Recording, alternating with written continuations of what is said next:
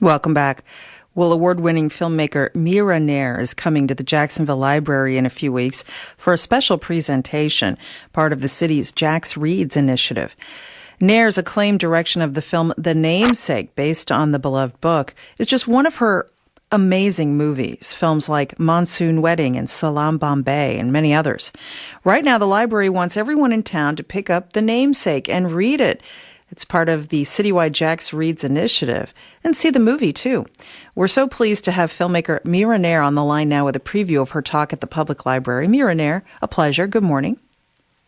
Good morning. Good morning. And my name is Mira Nair. Oh, Nair. Oh, I'm so sorry. I apologize for that. And it's Mira. No problem. I like my name pronounced correctly. Of course. And so it's such a pleasure to have you coming to Jacksonville and talk about your direction of the story of The Namesake. It was based on a book, of course. How did you get involved with the film, The Namesake? I have loved Jhumpa Lahiri's writing from her first book, the short stories of Interpreter of Maladies.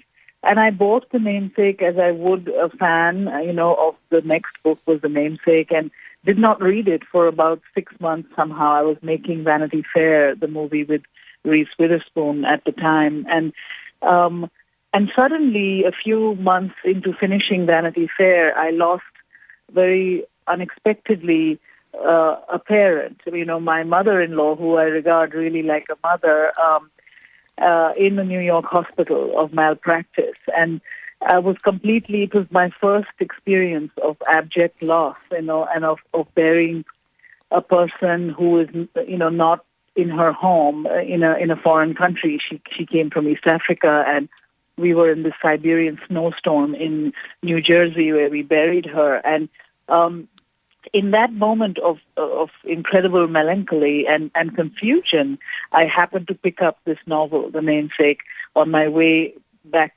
on a plane to India. And I just read this, which is, of course, at the heart of this book, is the loss of a parent in a country that is not home. And I felt like I had a sister on the planet. I felt in Jhumpa Lahiri's understanding of loss and of exile and of being, just the finality of loss. I felt deeply inspired, really, by that world. And Jhumpa in The Namesake writes about these two cities of Calcutta and New York, and both cities belong to me and my past. I grew up near Calcutta and in Calcutta for 12 years of my childhood, and then, like the couple in The Namesake, came on to study in Cambridge, Massachusetts, in 1976. And I knew these two worlds very, very well, and felt that I, understood and wanted to inhabit the world of this one, of The Namesake. And when the plane landed in Delhi, I knew Jhumpa a little bit. I had met her once, and I called her, like cold, out of the blue, and said, Jhumpa, is this novel available? Can I have it? Can I buy the rights? And within 1 week, they were mine. And then I called my dearest friend, Suni Tarapurwala, who is a great writer and filmmaker herself. And I asked Suni, and she had written, of course, Salam Bombay and Mississippi Masala and my films. And I asked Suni whether she had read it. She said, I've already read it. I love it. And while I was shooting and ending Vanity Fair, I was running back to my hotel room at night and just immersing myself in The Namesake. And within 9 months, it was like giving birth a bit. Within 9 months, I was shooting the movie. Wow. It was one of those things, one of those bolts of inspiration. What a magical story. And what's it like to have a whole city being challenged to not just read the book, but also see your film? The Jacksonville Public Library's Jax READS initiative is focusing on your work and Jhumpa Lahiri's story as well. Oh, well, it's an amazing honor. It's a beautiful honor. And I think, now more than ever in our country here, we have to read and know and arm ourselves with knowledge of the rest of the world, because, the rest of the world is us.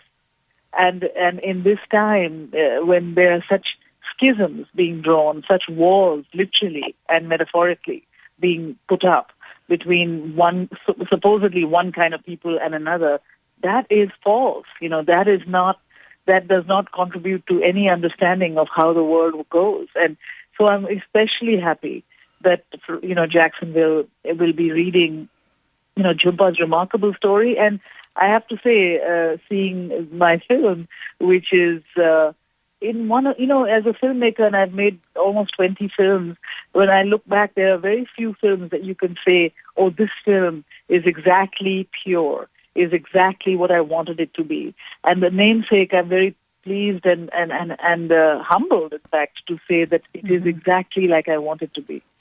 That's certainly got to be a good feeling because, of course, making a film, like you said, it is like birthing a child. And your films really do have so much to say about the gaps between cultures, different races, even different genders, and how to build bridges between all of us all over the world. So many wonderful films, Salam Bombay, Monsoon Wedding, most recently Queen of Katwe. How do you enjoy working in the medium of film to tell these stories, and why do you think film is the most powerful way to express these themes? Well, Melissa, making films actually is such a privilege because the elasticity of the art form of cinema allows and encompasses all kinds of art forms, whether you love painting or color or music or performance or how to preserve and how to uncover the emotionality of the human being.